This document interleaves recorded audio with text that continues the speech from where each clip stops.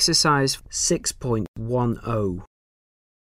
Towards the end of the last decade, the Philippines, the East Asian country comprising the Philippine Islands, was going through somewhat of a crisis in terms of the declining number of tourists coming to spend their holidays there and, more pertinently, their money.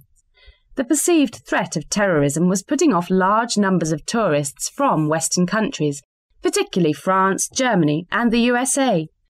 An economic downturn in Germany was partly to blame for the drop in the number of tourists, but it was clear that, whatever the reasons, the Philippines needed to change their marketing strategy for attracting tourists in the large numbers essential to maintain the economic growth the country was aiming at. The country's tourist authority took a conscious decision to change the focus of their marketing strategy. They decided to concentrate more resources on selling the benefits of a holiday trip to the Philippines to countries closer to home than the rich European nations and the USA. They decided to examine the trends in the European and American holiday market.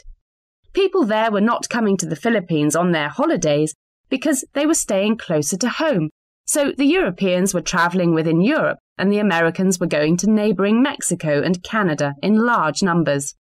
This analysis led to an elementary change in their marketing focus.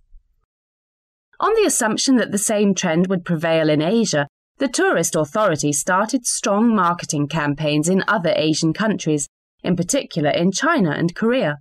These advertising campaigns were accompanied by a change in tone of their regular TV commercials on global news channels, with the new commercials depicting the Philippines as a haven of peace, tranquility, and, crucially, of safety. The new commercial strategy paid off very rapidly.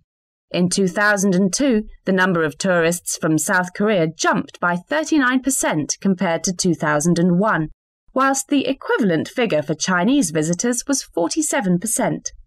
Whilst wealthy Europeans and Americans were fairly familiar with the concept of relaxing on a beach after a long night of partying hard in a bar, this sort of holiday was relatively new and glamorous for Chinese tourists, who have very much taken to it and continue to flock to the Philippines in huge numbers.